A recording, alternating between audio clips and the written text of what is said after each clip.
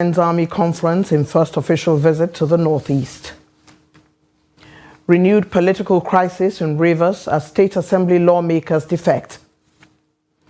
As Christmas approaches, residents decry soaring transportation fare. And on the foreign scene, war-torn Sudan faces catastrophe as UN runs out of funds. Hello and welcome to Trust News Hour tonight. I am Eugenia Abu. Nigeria's President Bola Ahmed Tinubu has said that victory against terrorism is the best gift to the country. He stated this during the Chief of Army Staff Army Conference 2023 held at the Maimalari Cantonment in Maiduguri. Trust TV's Bitrus Kurutsi has more. It is the first official visit of President Tinubu to Borno State. The president is in the state as a special guest at the Chief of Army Staff Army Annual Conference.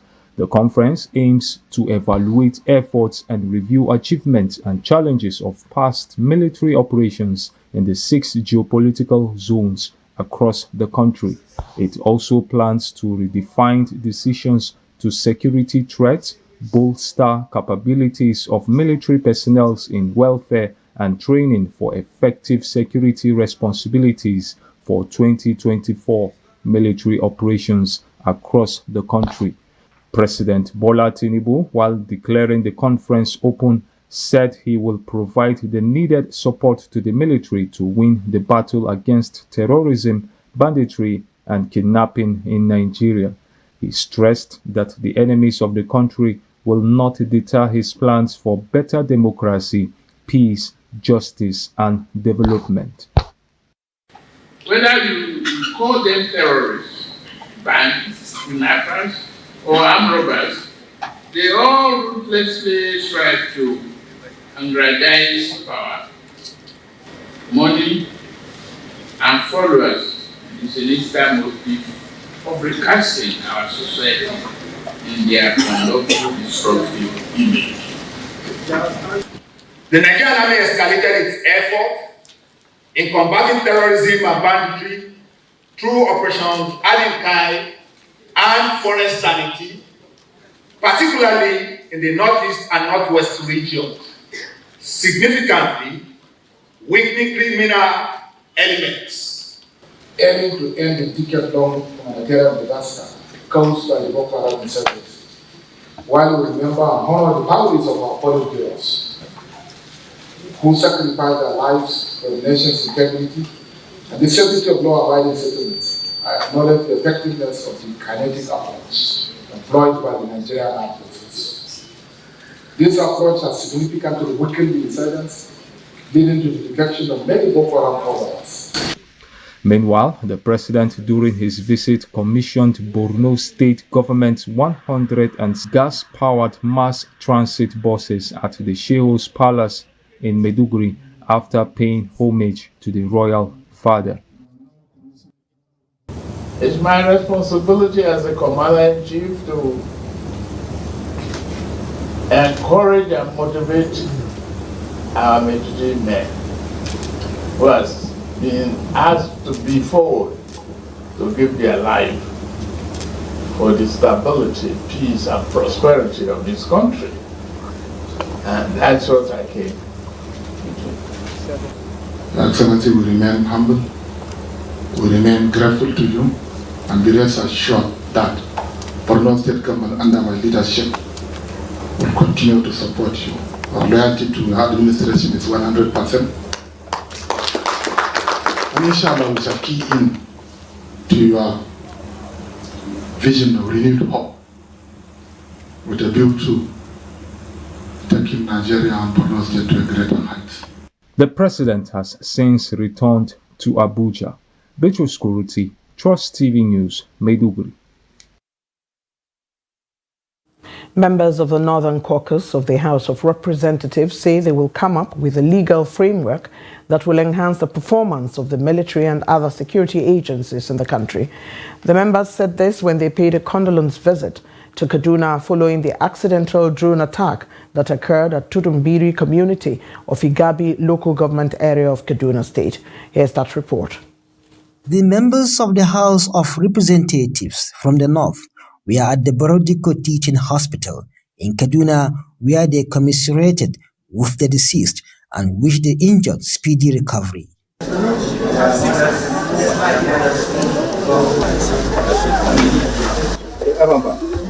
We will also embark upon a very robust legislative activity, a very robust legislative initiative to come up with effective legal framework that will enhance the performance and operations of our military agencies and other security agencies in the country. We are, of course, aware of the fact that some of these laws are already obsolete.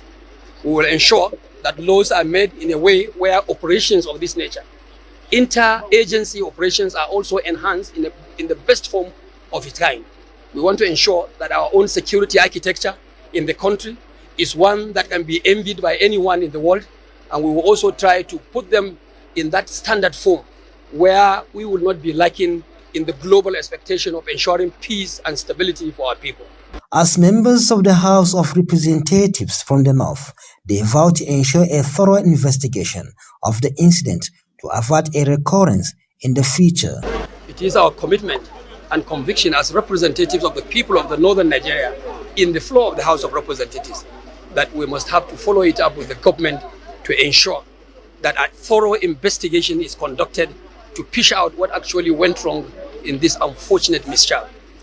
We do not want to apportion any blame to anybody at the moment, but we must ensure as representatives of the people that investigation is appropriately carried out and make sure that the result or the report of such investigations are being implemented to the latter. Earlier, the members paid a condolence visit to Governor Obasani over the loss of lives during the Kurmimbiri incident.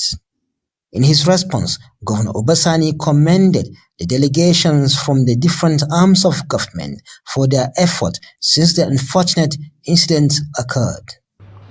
In calling for investigation, that is the reason why I'm calling on the National Assembly members to join the people of Kaduna State and Kaduna State government in particular in insisting that this investigation should be done within a time frame, and those culpable should be made to face some level of sanction so that similar things will be averted in the near future. Most of the victims that are still receiving treatment at the hospital are children and women.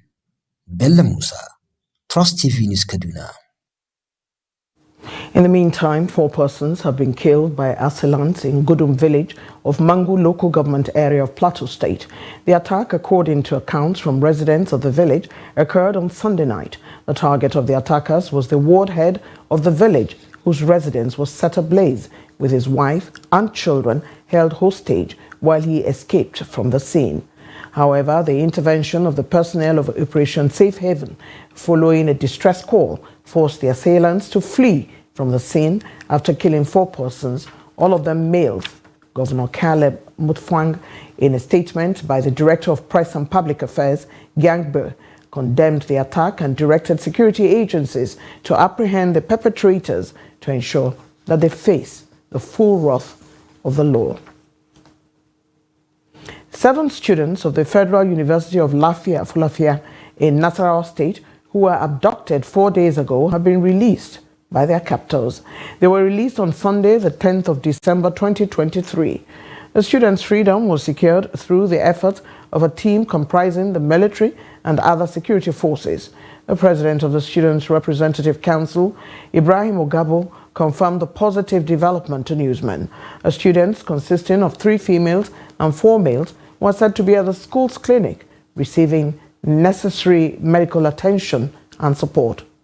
Recall that the abduction occurred on Wednesday night when the students were taken from their off-campus accommodation in Gandu village, prompting immediate protests by their fellow students.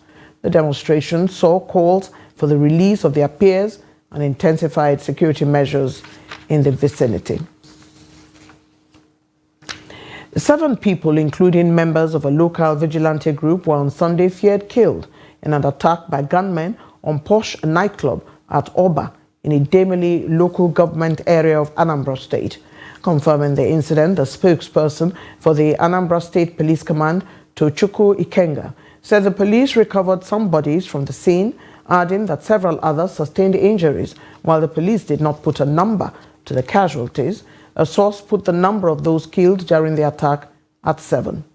According to Deputy Superintendent of Police Ikenga, the police quickly moved to the scene after being alerted of the incident, but the gunmen had already fled. He also announced full deployment of security operatives to Oba, stating that surveillance operation had been ongoing, but no arrests had been made.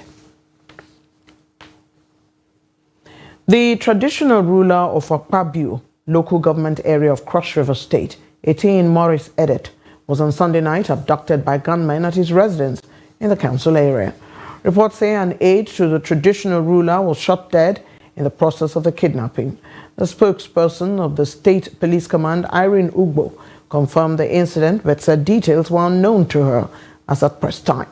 A source, however, said the traditional ruler's aide was killed as he tried to prevent his principal from being abducted. Akpabio, notorious for criminal activities, is less than 15 kilometers from Calabar, the capital city of the state. Meanwhile, a staff of the University of Calabar, Patrick Egaga, has been released by his abductors after 26 days in captivity. Egaga, who is the university's director of Servicom, was abducted in the institution's staff quarters, after which his abductors demanded a ransom of 50 million naira. The crisis rocking the Rivers State House of Assembly took a new turn on Monday as 27 members defected from the ruling People's Democratic Party to the All Progressives Congress. The 27 members, led by the Speaker, Martin Amehule, announced their defection at the floor of the House during Monday's sitting after reading the defection letter from the members of the House. Amehule, while justifying their defection to the APC, spoke on the division in the party with regards to the tussle for the position of the National Secretary of the PDP. The crisis in the 32-member assembly had begun as a result of a rift between Fubara and his predecessor Wike, who is now the Minister of the Federal Capital Territory. The Right Honorable Martin Chika Mehule, DSSRS, Speaker, Rivers State Assembly, Moscow, Takot, Mr. Speaker, defection to the All Progressive Congress, APC.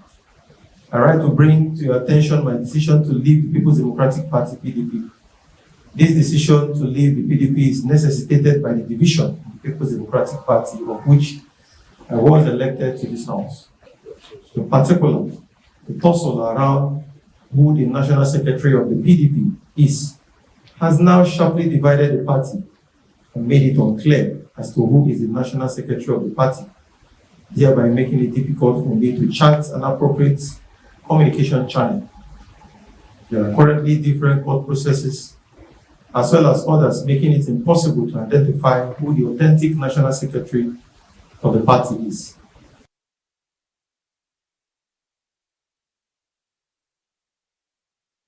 In the meantime, the governor of Rivers State, Simi Fubara, on Monday held an emergency cabinet meeting at the government house in Port Harcourt, the state capital.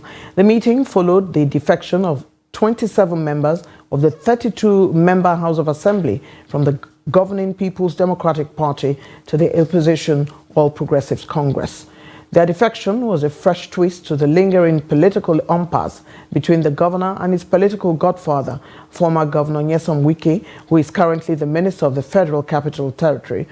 According to findings, the meeting is not unconnected to the political crisis in the state, which culminated in a failed attempt to impeach the governor a few weeks ago.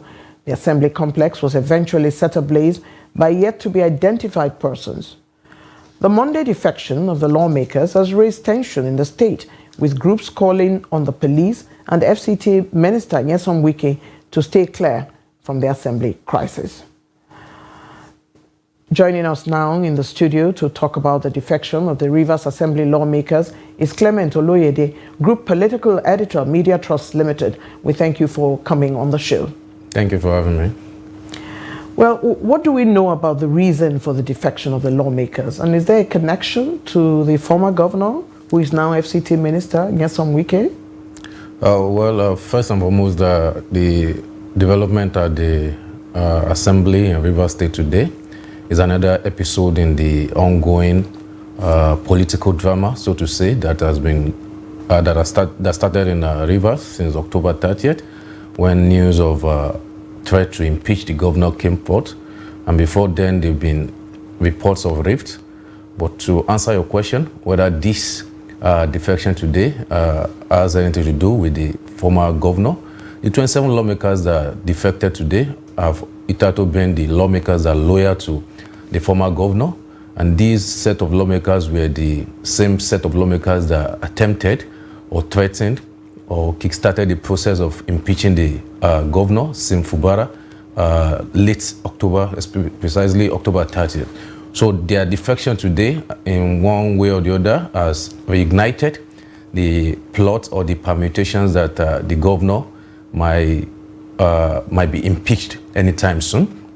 Of course, from the letter that was read at the plenary today, the lawmakers were a little bit clever in one way or the other to try to dissociate themselves from, dissociate their defection from the rift between Wike and Fubara, but them citing the torso, the torso over the national secretary leadership in the national of the party, that's PDP, is still just like a smoke screen, because everyone knows, those that have been following the development knows that these party members, these lawmakers are loyal to Wike, and just about 1 or 2 weeks ago, we could see the development in APC and Rivers at the same time. So, from all indications, this is just another episode. This is another step in the fight that is going on between the former governor and the current governor in Rivers State.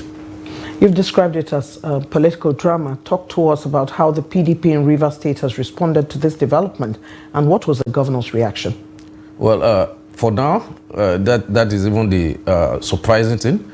The earlier report we had was, first to start with the governor's side, the earlier report we had was that the state's executive council, the meeting that was summoned today, was an emergency one, but eventually we later realized that there had been information since yesterday that the meeting was going to take place. So it was just a coincidence that it came after the defection of the members, and after the meeting that we initially thought was an emergency meeting, it was discovered that what they discussed at the meeting officially was just the budget for 2024, the budget for the state.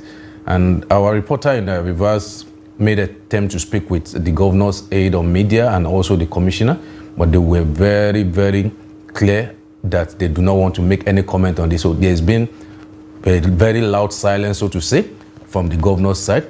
And the PDP in Rivers is also, because while the chairman, the previous chairman, recently resigned and took up appointment with the federal government, the existing political structure, the existing party structure in PDP, the hierarchy from the state to the ward level, people have already concluded, people concluded a long time ago that they were unpicked by Wike, and that as such they are loyal to Wike. So it was not surprising that they also refused to make any comment.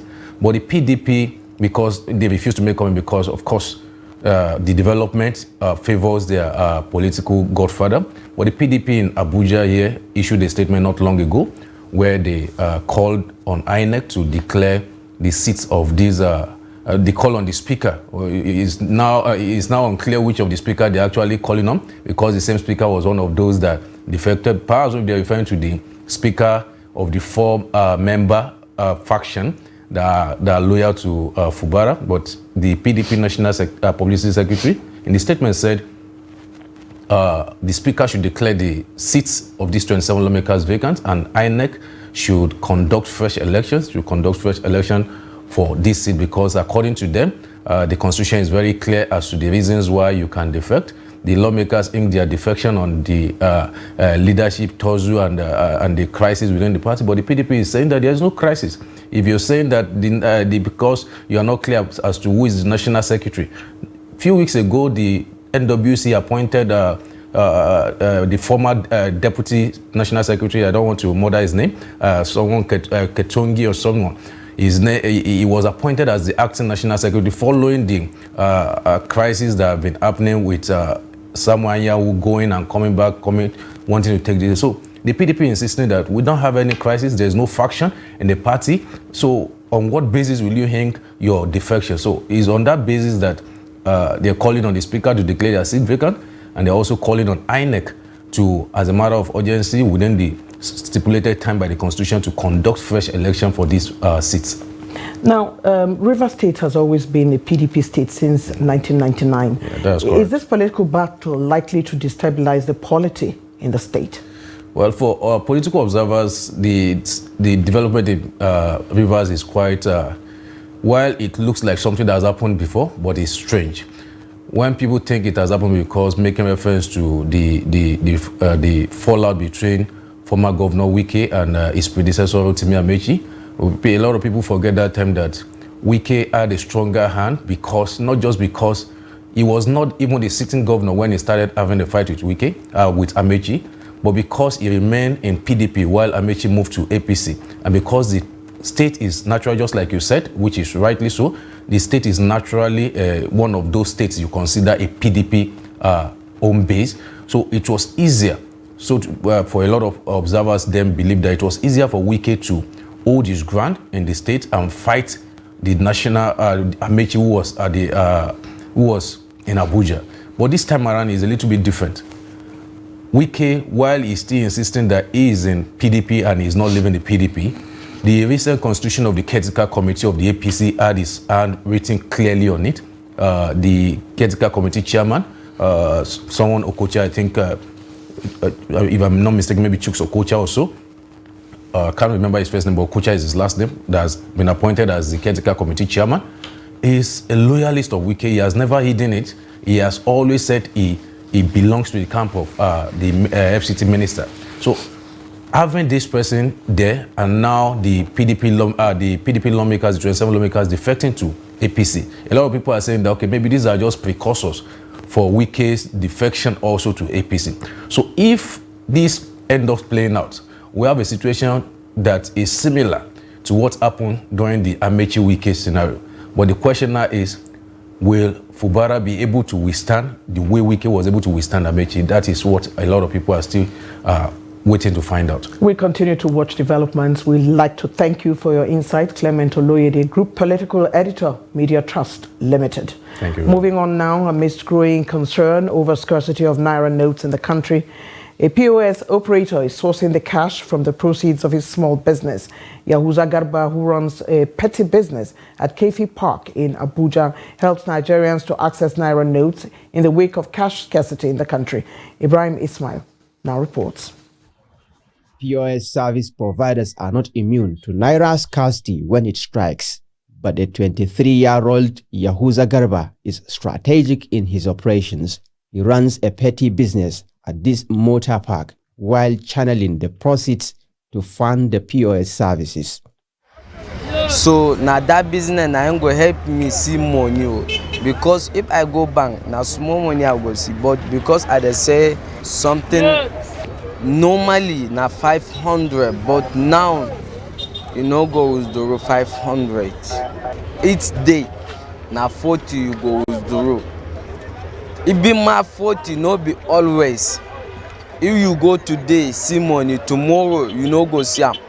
Or you go today, you go see line too much. Garba's strategy of sourcing Naira notes for the POS business gained popularity, and his tactics support transport workers to access the cash easily.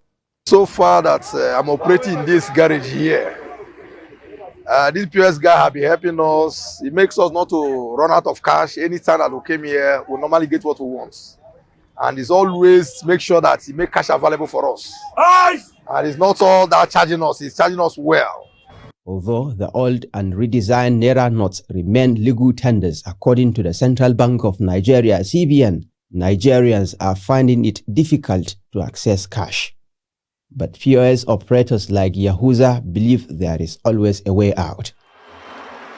Ibrahim Ismail, Trust TV News, Abuja.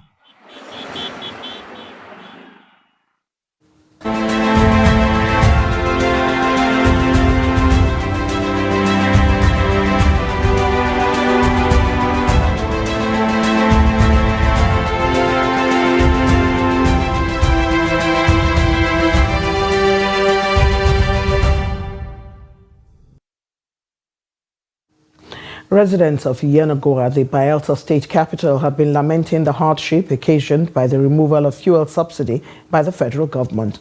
According to them, the hardship experienced this festive season now bites harder than it has been since the policy took effect in June. Friday, Peter went around some of the motor parks and sales points in the city to ascertain how people are coping with the rise in prices of commodities this season. Here's that report. Passenger at the popular Ekeki Motor Park in Yenagoa, Omboyefa, Ikiekeme, said traveling has become a luxury that many are unable to afford due to the high cost of transportation. For Stella Ogbo, who bought a shoe at a price she said is exorbitant, called on the federal government to come up with some form of price regulation to enable Nigerians cope. Now, we want travel to go village. No way. The transport before now, 3,000, now 4,000 naira. They affect us. If you carry 20,000 naira go markets, no way to buy anything. The things and because of the fuel matter, everything they go up. Tinubu help us. Then carry the fuel, come down. Last year was far better than this year.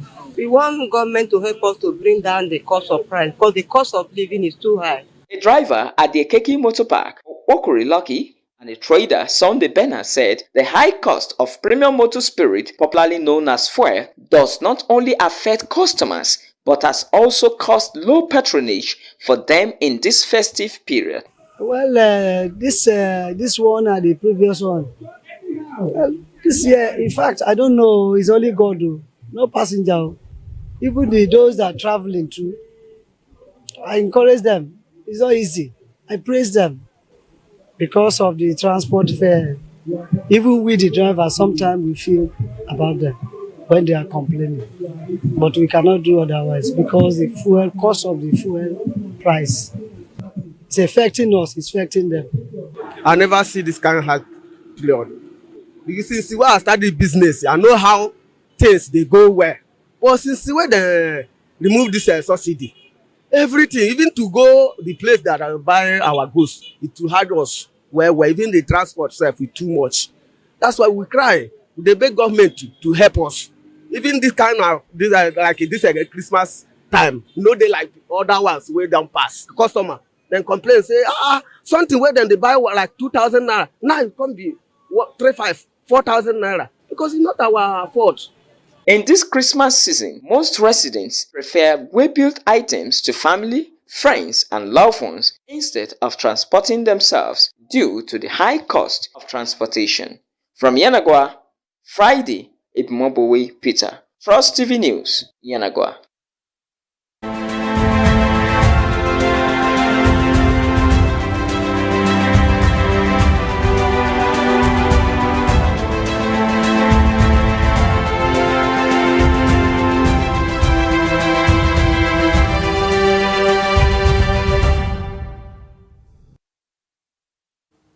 This is News Hour on Trust TV. Coming up after the break. Cleric advocates stiffer punishment for sex offenders. More news when we return. Do stay with us.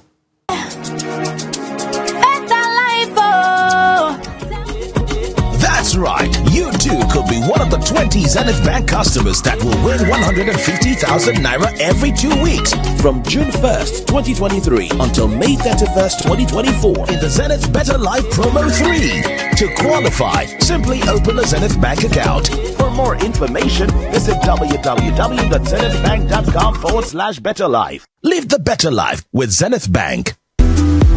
It's time to jackpot for more fun. This season, there are loads of exciting content. Enjoy all the drama, intrigue, suspense, and romance in a wide range of telenovela series, Nollywood movies, Bollywood, kiddies program, and introducing our new kiddies channel, Wooing. After 5 years of waiting, the Nigeria Premier Football League is finally back, live and exclusively on Star Times.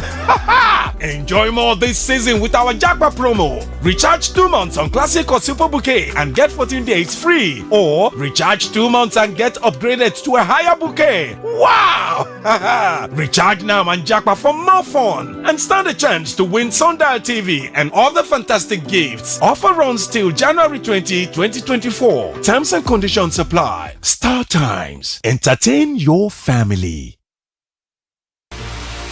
Should I keep quiet? And then we kept saying, can't we teach these people basic business, not hustling? Teach our people entrepreneurship, not hustling. Go to China, Guangzhou, different districts. They can turn fair. Am I saying what you don't know? So this about this thing. Yeah, but this time around we're talking about appointment of ministers, where there is an express provision in the constitution as regards that. Let's come to appointment. You know, it is the status of FCT that the constitution has made is too complicated for people to understand. However, if you are to go backwards and do a kind of audit, you will be shocked to find that the resources so far expended on the SDGs far outstrips the achievements face to face. Most of the time when you are involved, it's difficult for you to draw back and have a holistic view, because what? Sentiment would always come to play, because all of us would definitely, I had, like I told you yesterday, I was 100% convinced that you cannot say you are qualified without bringing any document.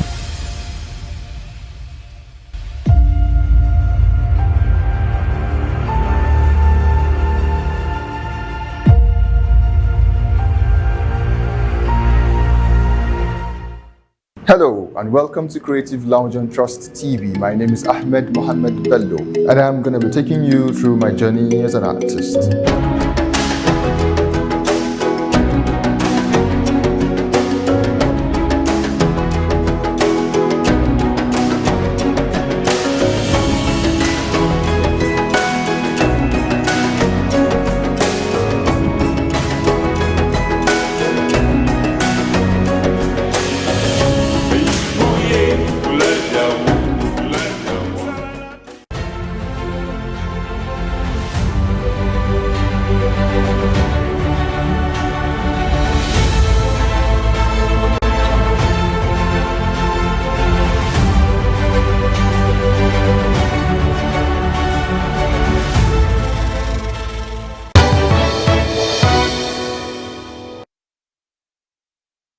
Welcome back. If you're just joining us, this is News Hour on Trust TV. A recap of our top stories. Tinubu attends Army conference in first official visit to the Northeast. And renewed political crisis in Rivers State as State Assembly lawmakers defect. Moving on now, the Economic Community of West African States leaders met for a summit with the region in crisis after coups in Mali, Burkina Faso, Guinea, and Niger since 2020, and 2 attempted coups in recent weeks. ECOWAS Commission President Omar Toure said a commission from Benin, Togo, and Sierra Leone would engage with the Niger regime's leadership to decide on progress towards a short transition and other conditions for lifting sanctions. Toure says, based on the outcomes of the engagement by the Committee of Heads of State with the Niger junta, the authority will progressively ease the sanctions imposed on Niger. ECOWAS said it would lift travel restrictions on presidents, prime ministers, and foreign ministers from those countries in transition to aid in advancing negotiations.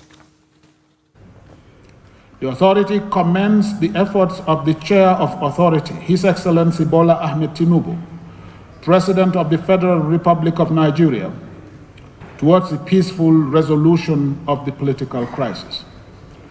The authority deeply deplores the continued detention of President Mohamed Bazoum, his family, and associates by the CNSP administration. The authority further deplores the lack of commitment on the part of the CNSP to restore constitutional order. Consequently, the authority calls on the CNSP to release President Mohamed Bazoum, his family and associates immediately and without condition. The authority decides to set up a committee of heads of state made up of the president and head of state of the Republic of Togo, the president and the head of state of the Republic of Sierra Leone, the president and head of state of the Republic of Benin, to engage with CNSP and other stakeholders with a view to agreeing on a short transition roadmap, establishing transition organs, as well as facilitating the setting up of a transition monitoring and evaluation mechanism towards the speedy restoration of constitutional order. Based on the outcomes of the engagement by the Committee of Heads of State with the CNSP, the authority will progressively ease the sanctions imposed on Niger. ECOWAS Commission President Omar Toure. Joining us now in the studio to discuss efforts towards resolving the political crisis in Niger, Haruna Warkani, a former diplomat, would like to thank you for coming on NewsHour. Thank you. Well, let's start with what you make of the new posture of ECOWAS regarding lifting sanctions on Niger Republic and the recent threats to democracy in the region. Thank you. Well, we can easily say this is the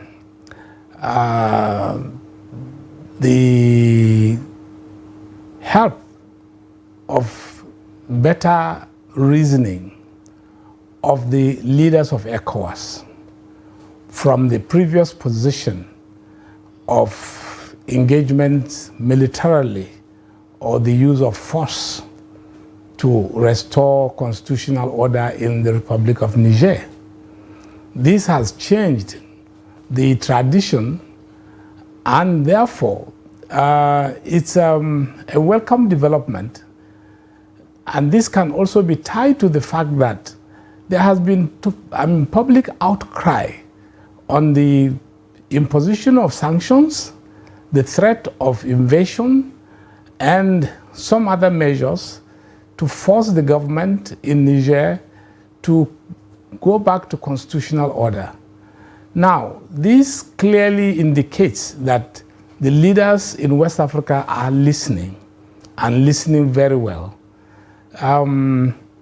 These changes will perhaps bring about some moderation from the leadership in Niger, Mali, Burkina Faso, and perhaps Guinea. But the emergence of alliance of Sahel states is also something that we need to pay attention to, because it has clearly created a dichotomy in ECOWAS. And this is a fallout of the imposition of sanctions on the military coups that had occurred in the sub-region. Usually, when you have extreme measures, it calls for extreme countermeasures.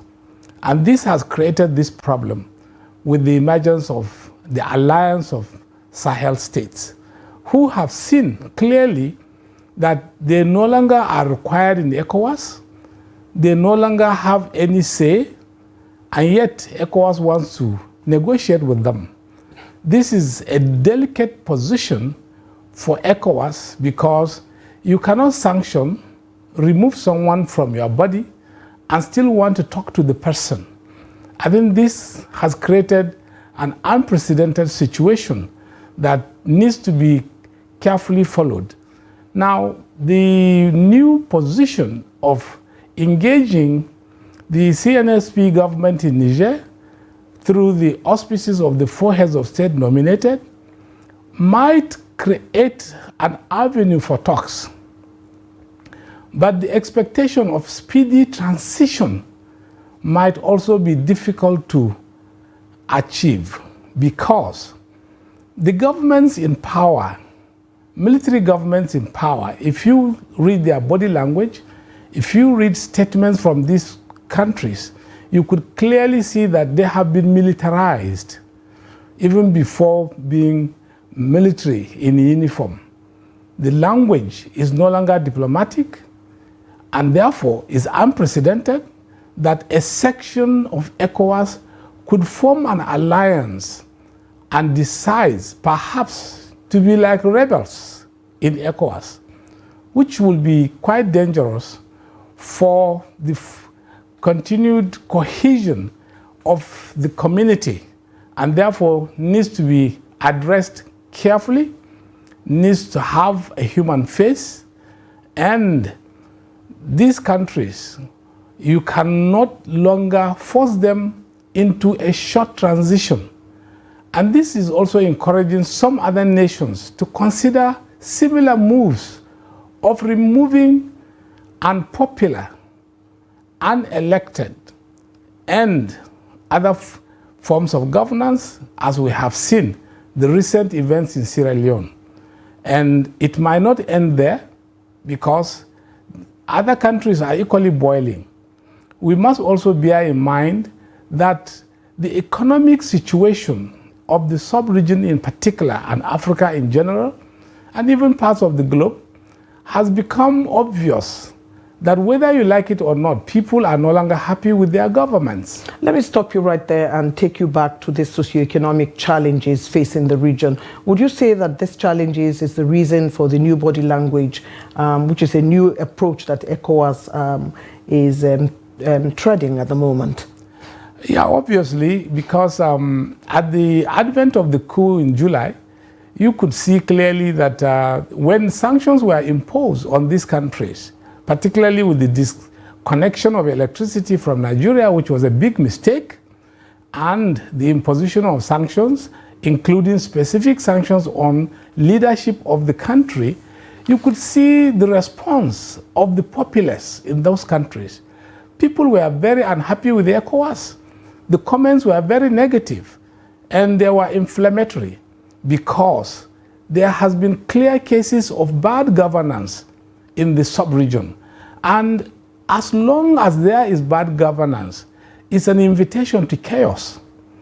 We need to be very careful as a sub-region to ensure that elections are conducted in such a way that it gives credibility, it gives sense of the ballot paper or ballot vote, meaning it can change a government.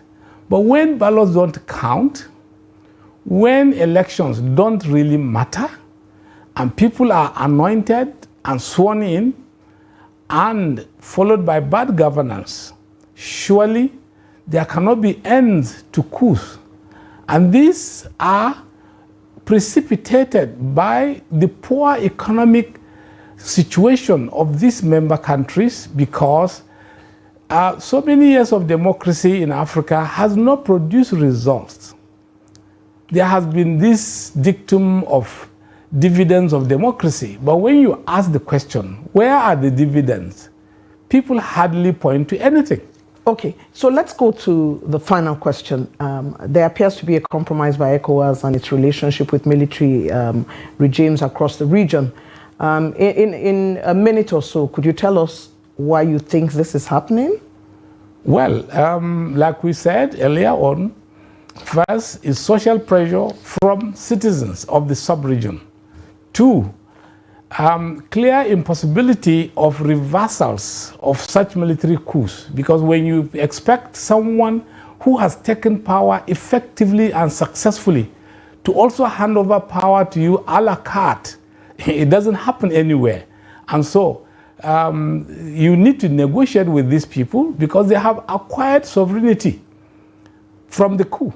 They have acquired sovereignty, and therefore when you approach these people with military arms and ammunition in a state, and particularly when they are supported by the civil population, that is the greatest weapon they have.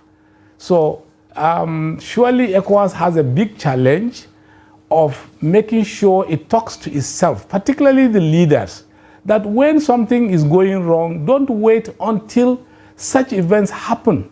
For instance, what is going on in the Gambia, what is going on in Senegal, what is going on in Guinea-Bissau, all calls for very drastic actions at this time. You don't have to wait until coups occur. So we don't have to wait until coups occur. We've been talking to a former diplomat, and Haruna Warkani has been speaking to us on the issues around the West African sub-region. Would like to thank you for your time on that. Thank you for having me.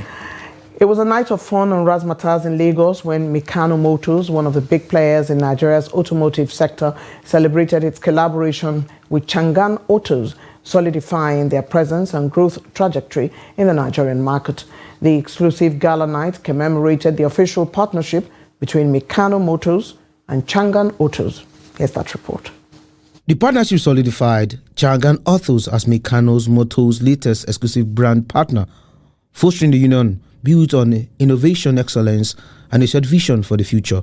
It has also expanded Meccano Motors' portfolio with no fewer than 15 brands like the CS15, CS35 Plus, CS55, CS85, among others. Chairman of Meccano International, Mufid Karame, who expressed satisfaction with the partnership with Changan, reiterated the commitment of the company to provide valuable products to the Nigerian marketplace. He stated that Meccano found credibility in the partnership with the Changan Autos, which produce more than 4 million vehicles every year. Meccano today is the biggest IBB, independent power station we are doing in Nigeria. We have so many products. So proudly we said we are the biggest supplier of power in the country, and we are the biggest importer of cars for 2023. Also, we are the biggest producer of syringes. Regional Manager, African Sales Region for Changan, Lucas Yang, said Changan remains dedicated to innovation, saying the brand invests 5% of its annual sales revenue in product research and development that drive trailblazing designs and performance. Especially, we would like to thank Meccano Motors, which bring Changan in Nigeria everywhere to know about Changan. And now, as the famous car brand in Nigeria and the neighboring countries. Managing Director of Meccano Motors, Ralph Harder, announced the company's aspiration to expand operations to other West African countries, including Ghana, Gabon, Cameroon, among others. We are expanding, and many other markets confirmed between Changan and Meccano Motors. So Meccano Motors is joining Changan in joint ventures in Ghana, Gabon, Cameroon, Guinea Equatorial with Changan brand, and in other markets like Cote d'Ivoire and Angola with other brands from Changan Auto. So not Changan, brands called Deepal, which is mainly electric and hybrid vehicle, green energy vehicles. So the significance of that event was to host all our clients, all our customers, because we've been having a lot of customers, and positive feedback is to thank people for their patronage and at the same time announce the new announcements that we made. Operations Manager, Meccano Motors, Siam Abdul Kadri, said the newly launched vehicles fit the Nigerian market. So whenever we say we're going to deliver something, we ensure it's done in the best possible way. When we're bringing in products, we make sure it fits the Nigerian market. And all of this comes down to the goal and vision of our management, our chairman, Mr. Mufid Karame, our MD, Mr. Ralph Hyder, and the entire Meccano Motors team. This is something we don't take lightly at all. We spend days and nights trying to make sure that everything we do is as close to perfection as it can be. For Meccano Motors, the best is yet to come, and its avowed determination to increase its share of the automotive market and make a deeper inroad into the African market with its quality and fit-for-purpose automobiles. An Islamic cleric in Jigawa State, Aminu Waziri, said lack of severe punishment and a slow pace of justice dispensation are to blame for cases of sodomy against children in the state. The cleric was speaking against the background of conviction and sentence of 2 individuals for sodomizing children in one of the local government areas in Jigawa State last month. Adamu Imam files in this report.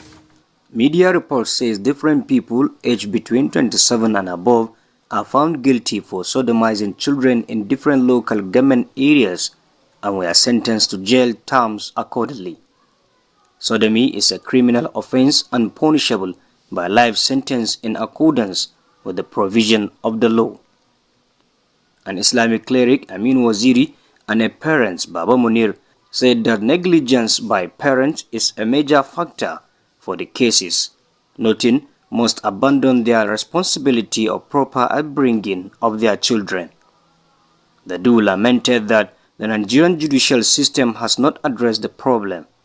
You have all the laws that is needed in order to punish those people that are culprit in this situation. But the problem is, you'll be surprised that maybe in 2 years or 3 years, you can hear only 2, 3, 4 maybe were convicted by the court of law. It is based on two major reasons. One is negligence on the part of the parents. I think my advice is parents should be able to at least put eyes on their children. They also listed poverty and social media as factors promoting immorality in the society. According to them, people come in contact with those associated with the act, exploring the opportunity to initiate them. Some people, they pinpoint the issue of corruption. Some people, they pinpoint the issue of political interference in our courts and in the legal system. Some people, a lot of things were pinpointed to address this issue as the causative agent of why this issue is persistent. Parents should always try as much as possible to see that they find something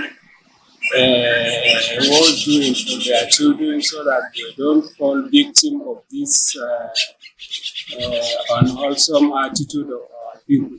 A Jigawa State High Court sitting in Birnin Kudu has sentenced Israfilu Sagiru, 25-year-old, life imprisonment after finding him guilty of rape, contrary to Violence Against Persons Provision Law (VAP) enacted recently in the state. Adami Imam, Trust TV News, Jigawa. Business Now, the acting director of supervision of the Central Bank of Nigeria, CBN, Adetona Adedeji, says the bank has suspended processing fees on large cash deposit. In a statement on Monday, Adedeji said the new development under the Guide to Charges by Banks, Other Financial Institutions and Non-Bank Financial Institutions, issued on December the 20th, 2019, affects deposits above 500,000 naira for individual accounts and 3 million naira of corporate accounts. A suspension shall remain in effect until April the 30th, 2024, the CBN said. The CBN had, in 2019, declared that it would begin to levy bank customers making cash deposits and withdrawals as part of its efforts to reduce cash in use. The CBN also said for corporate accounts, the deposits money banks would charge 5% processing fees for withdrawals and 3% processing fees for lodgements of amounts above 3 million naira.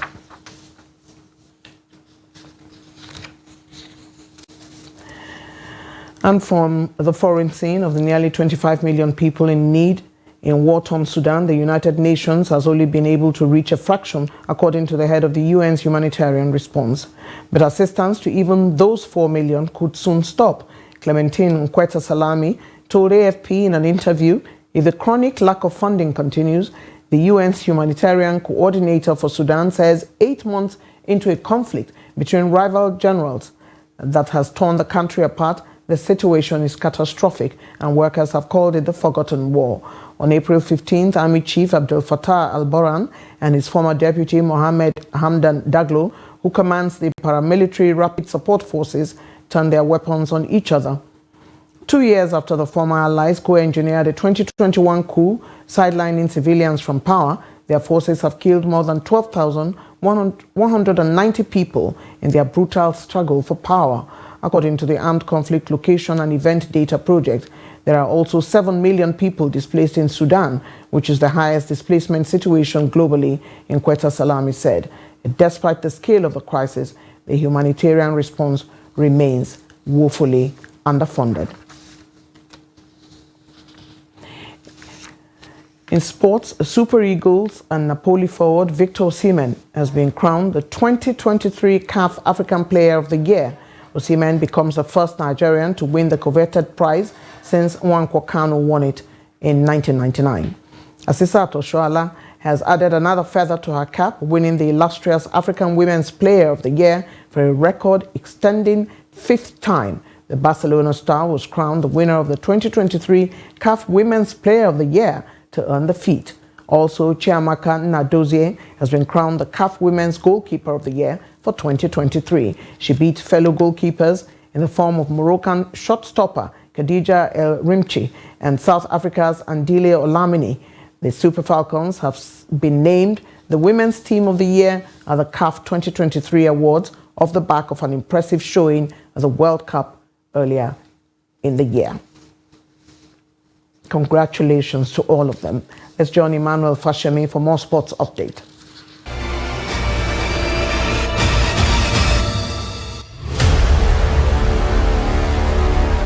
Nigeria Customs began their campaign at the inaugural edition of the FIBA Africa Women's Basketball League (AWBL) with a 57-46 victory over University de Douala. Captain of the side, Nkem Akaraiwe, was instrumental to the victory of the Border Girls, scoring a game high of 20 points and 19 rebounds to emerge as one of the top performers.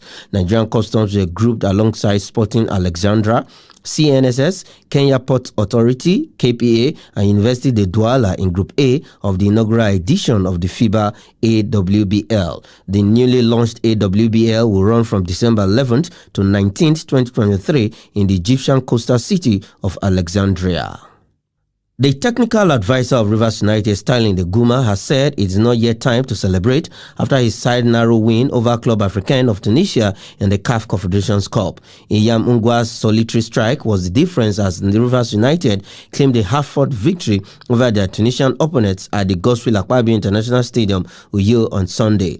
According to Eguma, his team could have scored more goals, but believes that victory will boost the morale of his players ahead of next encounter. While promising to work on their inability to convert goal-scoring chances, Eguma noted that his players were tactically disciplined to ensure they ran out victorious. The Nigerian flag bearers now have that the idea of coach who does not reside with the players and trains with them regularly is counterproductive. And that is it on sports. I am Emmanuel Fashimi.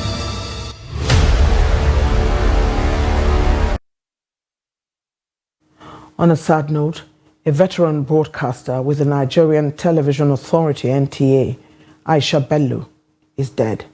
Bello, who spent 35 years at the NTA until her retirement in 2022, reportedly died on Monday. In a statement by presidential spokesman Ajuri Ngelale, President Bola Tinubu expressed grief over Bello's demise, saying her legacy in broadcast journalism lives on.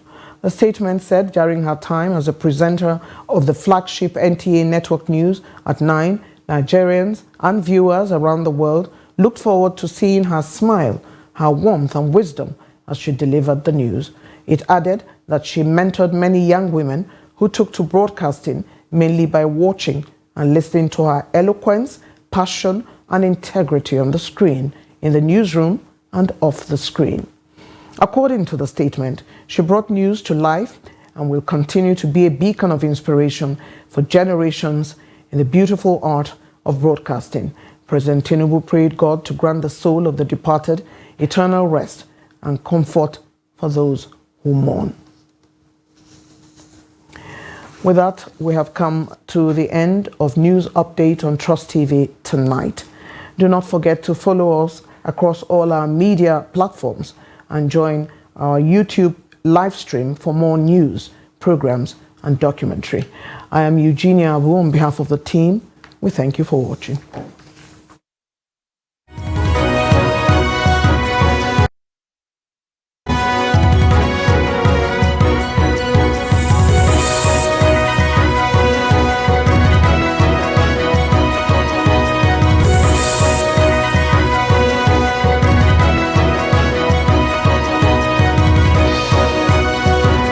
From the Daily Trust News Center, this is the News Hour.